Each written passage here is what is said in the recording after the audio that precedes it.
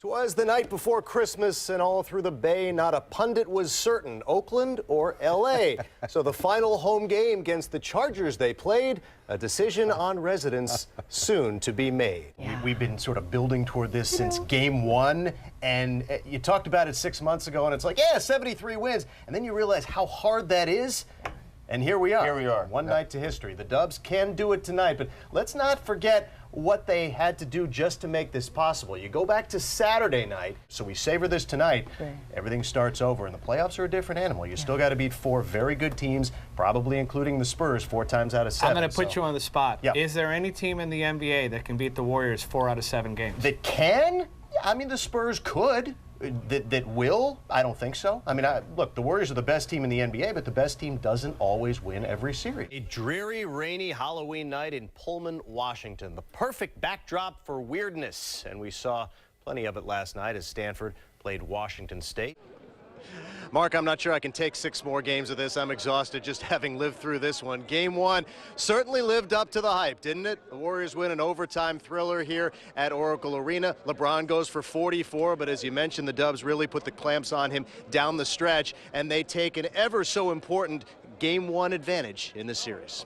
It is award season, so we figure instead of a red carpet, we would do the San Jose Shark-colored teal carpet. And like you mentioned, about 20 minutes from now, it will be crawling with local dignitaries. The commissioner of the NHL, Gary Bettman, will be here. The owner of the franchise will be here. The mayor of San Jose. Every member of the current Sharks roster will be in attendance, and many of the stars from seasons past. I know you don't have any inside information, but what do you think the chances are of the Raiders sticking around? Oh boy, tough question. You know, if you'd asked me 4 months ago, I would have said it's less than 50-50. Now I think it's better than 50-50. I really feel in my gut they're going to stay, because I look at the 3 situations. I think the Chargers are gone, and I think that the Rams have done more to indicate that they're dead set on moving that franchise, and only 2 of the 3 are going to go. So I also feel like, and maybe this is a biased thing being here in the Bay Area, but I feel like the Raider fans would be the most upset of the 3 fan bases at losing their team. That's a good point. If that matters. First of all, Mark, everybody looks good in Cardinal. Let's just get that on the table. As for this game,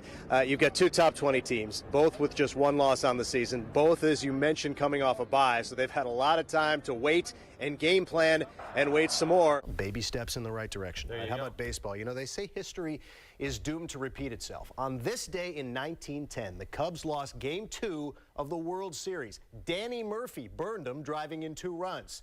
Tonight, Game 2 of the NLCS, it was Daniel, not Danny. No relation, but proof that in the Cubs world, Murphy's Law is timeless. So, to review, the Memphis head coach is not a household name. The franchise should probably change its nickname to something more Tennessee appropriate, and there are some Warrior fans who have a hard time carrying a tune, but hey, it's all in good fun.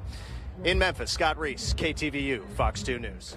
A little rain at AT&T Park, but Giants-Dodgers, always fun.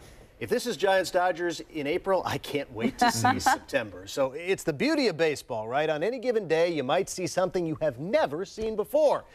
This was one of those days. Giants-Dodgers, AT&T meet Ross Stripling, making his Major League debut. Getting some help from his buddies, Matt Duffy, the liner, Yasiel Puig going down and making a tremendous catch. Stripling appreciates that, but he was dialed in. Struck out 4, took a no-hitter into the 8th inning, had a 2-0 lead. Now, the only player ever to throw a no-no in his first Major League start, Bumpus Jones, in 1892. So, 1 out in the 8th, he walks Angel Pagan, and at 100 pitches, Dave Roberts says, "All right, kid, nice job. You haven't given up a hit, but you're gone." Wouldn't you know it, they bring in Chris Hatcher, and the very first batter he faces, Trevor Brown, 2-run shot to tie the game. That after you yank a guy with a no-hitter after 7 1/3. Oh, but it gets weirder. The Dodgers unravel. Brown gets his curtain call. Hatcher then throws a borderline pitch to Denard Span. Doesn't get the strike call. Issued a warning for his outburst. And then Roberts comes out. He gets tossed. So everything falling apart. Meanwhile, they play on deep into the rainy San Francisco night. 2-2 in the 10th. And Brandon Crawford, second career walk-off. Almost 2 years to the day after his first in April of 14, Giants win 3-2 in 10 innings. And then there's this story. Trevor Story, Rockies rookie shortstop. He had 4 homers in his first 3 major league games. Nobody had ever done that. So today against the Padres, that's his 5th homer in 4 games. This baseball thing's easy, right? Oh, but wait, in the 9th inning? No. He did it again. 6 home runs in 4 games. Wow. He's on pace for 243 this season. Hashtag never-ending story. Padres win 13-6. Last season, the A's played a lot of one-run games and lost a lot of one-run games. This year, wouldn't you know it, 4 of their first 5 contests are of the one-run variety. What a run! Marshawn Lynch invented beast mode. Still on his feet. Najee Harris channeled it. How does he do it? Like, it's crazy. I don't understand how he can carry 5 people on his back and still keep running. And when he doesn't have 5 people on his back? San Leandro game, when he hurdled the 2 defenders, he hurdled the one standing up. That one was crazy. Jumped over the guy standing up. Well, never seen that before. Do you prefer going around, over, or through? Whatever gets the job done. It's exciting. Lack of better words, exciting. I mean, I wish I could have popcorn, just sit on the sidelines and watch him do it. Every game when he does something, you react to it because it's like, wow, this is our running back, so we're pretty happy that we have him. Pretty much any college would be happy to have him, too. Najee is just a junior, but he's verbally committed to Alabama. The biggest thing with him, he likes the competition. The best running backs go to Alabama, and that's what he wants to be, and that's where he sees the competition, and that's where he wants to go. I'm honored. I mean, hard work pay off, but half of that stuff is to my line, you know. So I can't be here and take all the credit. I can't do that. I know I'm supposed to enjoy the moment, but I mean, I'll say I don't really like all the attention. Humble and jovial.